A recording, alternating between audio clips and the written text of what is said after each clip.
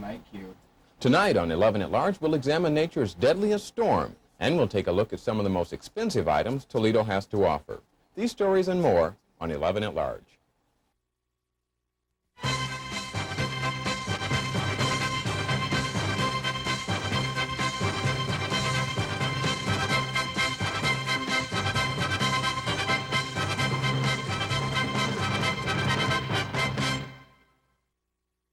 Well, Orris, I've known you for a long time, but we've never really talked about your name. Where did you get a name like Orris? That's kind of unusual. It really is a long story, Jim, as a matter of fact, almost too long to get into here.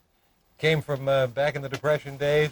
It came from the son of the landlord, as a matter of fact, and jobs were scarce and the rent was high, and after a long battle of trying to decide what we should call this new Tabner baby, after about 6 months, the landlord finally prevailed and came up with Orris after his son. They got tired of calling you Baby Tabner. Yeah, and this caused a few problems over the years, but after a while you get used to it.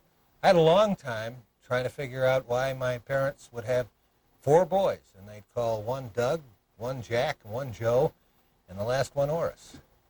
But it hasn't bothered me nearly as much as it has bothered some of the people who send mail to me, and I have interviewed over the years. And I've collected some of those, and let's take a look at some of those classics from over the years.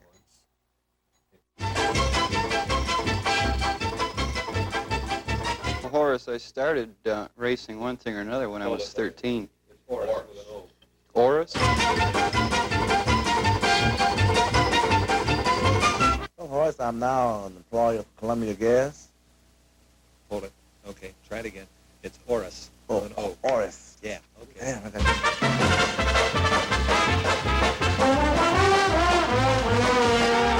Well, Horace, I hope I get lucky. I hope it's Bob's turn.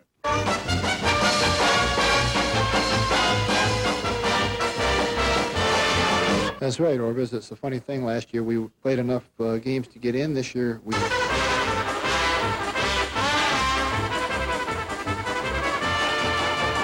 All right, Horace, prior to the... Make it Orris. Okay, you want to start over? Okay, Eddie, thank you very much. Thank you very much, Mr. Nadler, and thanks, everybody.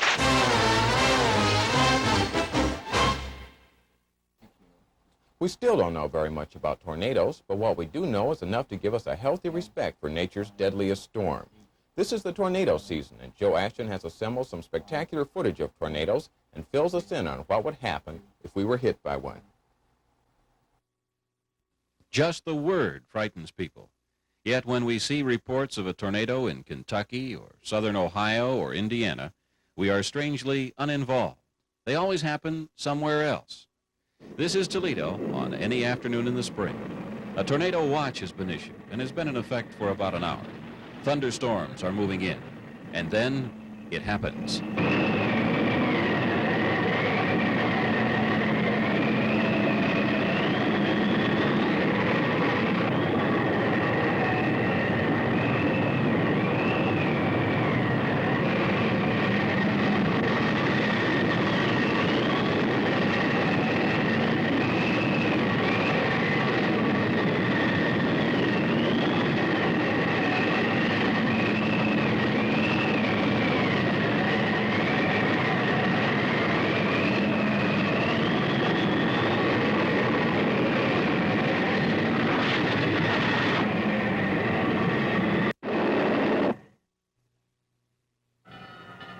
Out the window, I had seen the funnel where everything was just green, and it was just an awful rumble and rumble. Just seemed to go.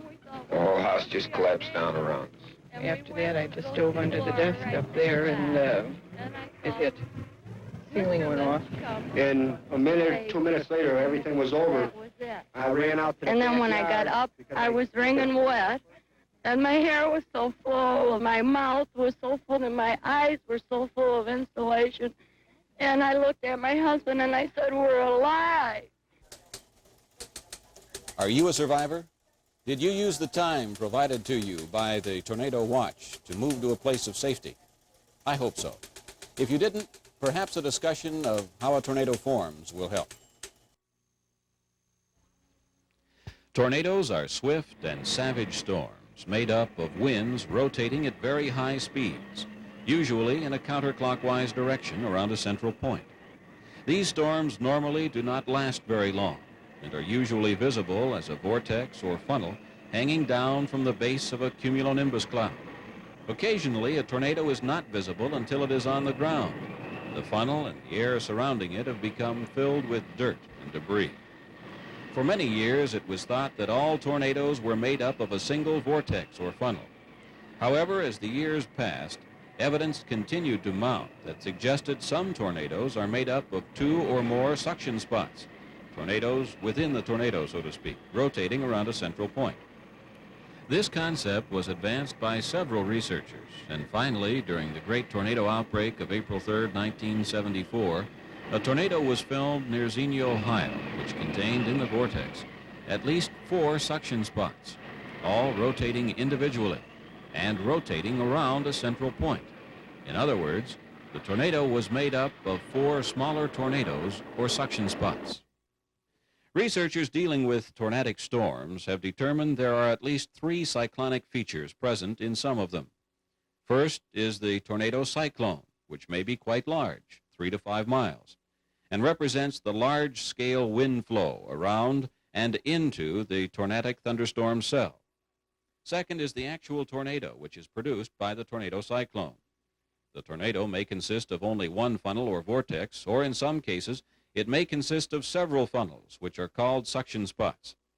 The suction spots represent the third cyclonic feature present in some tornadic storms.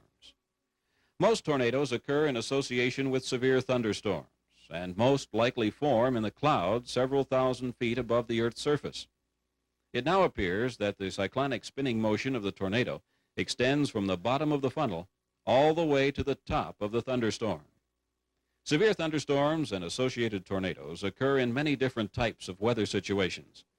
The most favorable conditions, however, include very warm, moist, and unstable air flowing up from the Gulf of Mexico, along with a dry push of air from the west, a cool front moving in from the north, and a southwest to northeast flowing jet stream in the upper atmosphere.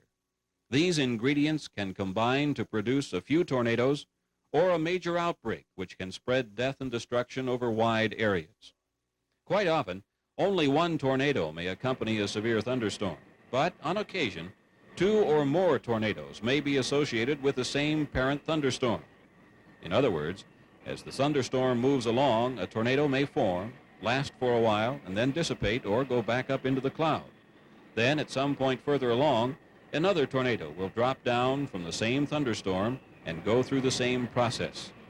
This sequence of events can occur several times. This is known as a family of tornadoes. Speculation as to the actual wind speeds with tornadoes has been wide and varied through the years. However, in recent years, analysis of still photographs and movie films of tornadoes has led to strong indications that tornado wind speeds most likely do not go much above 300 miles per hour. Just such an analysis was performed on film of the April 3, 1974 tornado at Xenia, Ohio, and results show this storm, one of the most intense on record, to have had winds of 250 miles per hour near ground level and 305 miles per hour at approximately 400 feet above ground level. In general, it is likely that most tornado winds are generally in the range of 100 to 200 miles per hour. But one should keep in mind that there will be stronger storms as well as weaker ones, and it is within the realm of possibility that eventually the United States may someday record a super tornado which may exceed wind speeds previously experienced. The forward speed of tornadoes ranges from very slow to 70 miles per hour, with an average forward speed of approximately 40 miles per hour. Normally, tornado paths are fairly short, and tornado widths fairly narrow. Estimates vary, but a reasonable approximation would put the average tornado path length in the United States near 5 miles long, and the average tornado width near 200 yards. What can Ohio and southeastern Michigan expect in terms of tornadoes this year? I talked with Bill Ezell, meteorologist in charge of the Toledo office of the National Weather Service, about that recently. It's quite difficult to say exactly how many we could expect in a given year, but In Ohio, normally we would get 6 tornadoes per 10,000 square miles. Well, that is a goodly number of tornadoes. How many are actually reported remains to be seen. We do have newer methods to where we are able to know that tornadoes have occurred. We're going through agricultural areas to where no one's really conscious. The farmers themselves aren't conscious that they're there. But we do expect at least 6 for every 10,000 square miles per year. Last year, we only had 22 tornadoes reported. I have no available figures at the moment on death or injury. That is always the big problem would be death or injury. Property damage is secondary, but it does amount to something. But we are basically interested in life, limb, and then property in that order. The National Weather Service office at Toledo Express Airport is our link to the Severe Storms Forecast Center in Kansas City. The people working there keep a constant eye on the weather and are especially watchful for the ingredients that may spell tornado. Observers use all the tools available to them: regular upper air soundings, radar, computer-printed maps of the layers of the atmosphere. These are overlaid so that you get a three-dimensional look at the weather and its components. Film loops of satellite pictures are studied. This time-lapse satellite footage shows development of severe storm cells which led to the formation of the Neosho, Missouri tornado in 1975. When all the necessary ingredients are present, the Severe Storms Forecast Center issues the Tornado Watch Box, and they alert by teletype all the offices that would be within that box area. What does the future hold in terms of tornado detection? The National Oceanic and Atmospheric Administration and Air Force meteorologists report that a powerful Doppler radar in Norman, Oklahoma, detected tornadoes in severe thunderstorms more than 20 minutes before they became visible to ground observers, and added at least 10 minutes to the lead time possible in tornado warnings. They also found during the first season of a 2-year experiment that resumes next month that the Doppler radar and its high-technology data handling and display systems showed unexpected promise in detecting conditions associated with heavy thunderstorm rains that can produce lethal flash floods. If the evaluation is positive, the National Weather Service, possibly in conjunction with the Air Weather Service and the Federal Aviation Administration, will develop a prototype Doppler radar facility and continue to push this new technology towards operational use sometime in the 1980s. Research indicates that about 44% of the tornado warnings issued by the Weather Service Forecast Office were based on public reports. This means that warnings followed visual sightings, or what observers on the ground believed were sightings of tornadoes. This method offers less than 0 lead time because the tornado has already formed when initially sighted. When Doppler radar detection was used, advisories were forwarded to the Weather Service about 23 minutes ahead of conventional sightings, and warnings could be issued by the Weather Service 10 minutes before the tornadoes were detected by conventional means. In addition to increasing tornado warning lead time, the evaluation team found that the Doppler radar could be a valuable method of de-verifying erroneous reports of tornadoes. Sound like a magic machine? Well, the 1980s are right around the corner.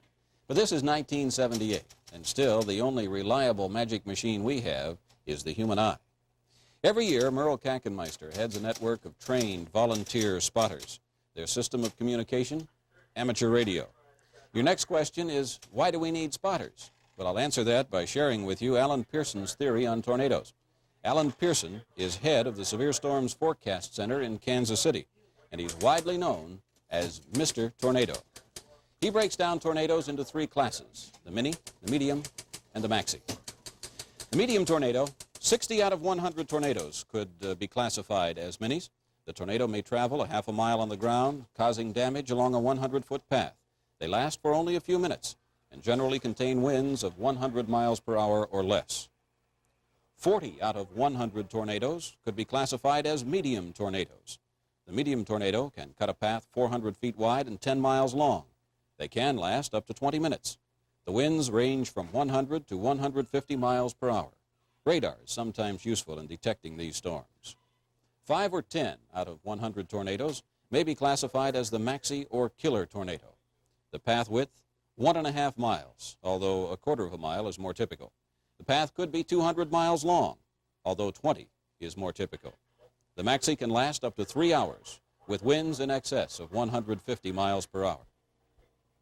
After looking at those figures, I can't help but wonder that if 95% of all tornadoes last less than 20 minutes, what are the chances of a tornado warning being issued? Well, for the mini, they're poor, but reports of death in the mini are rare. For the medium, the chances are fair. Spotters are a great help here, but death reports are few. For the maxi, the chances of a warning are excellent, but the maxi is a killer. It then becomes more important than ever that you understand and make use of the tornado watch. A tornado watch is issued not when a tornado has been spotted, but when thunderstorms are approaching that could contain tornadoes. The watch gives you time to find a safe place to go if the weather becomes threatening. The watch also tells you to be alert to the changing weather situation and be prepared to head for a place of safety. There may not be time for a warning, and you should listen should a warning be issued. Toledo 11 will inform you that the National Weather Service has issued a weather watch in this way. First, an audio announcement. It would look and sound like this. We interrupt this program to bring you a weather bulletin from the Toledo 11 newsroom. We would then continue with the necessary weather information. That will be followed as soon as possible by a crawl containing the same information. First, you will hear this. Then at the bottom of your screen, you will see this. The information will be repeated once. You will see weather information on your screen like this at least once in each half hour. When a warning is issued, we will be live in the newsroom right here to relay any and all weather information to you as quickly as possible. To help you follow these reports, Toledo 11 has put together a weather pamphlet that you can use year-round. Included in it is a copy of the severe weather map that you see behind me, with instructions on how you can use it at home. You owe it to yourself to learn where you live in relation to the largest city in your county and to the counties that surround you. The map can help. You supply the rest of the information. We'll send you the pamphlet if you will send a stamped, self-addressed envelope of legal size to Joe Ashton, WTOL-TV, Box 715, Toledo, Ohio, 43695. That address again is Joe Ashton, WTOL-TV, Box 715, Toledo, Ohio, 43695. And please be sure to enclose a stamped, self-addressed envelope. And I hope this tornado season will be a quiet one for you. Thanks, Joe. Well, that's our 11 at Large segment for tonight. If you have any suggestions for these shows, we'd appreciate them, and any suggestions for future shows. Thanks for watching. Good night.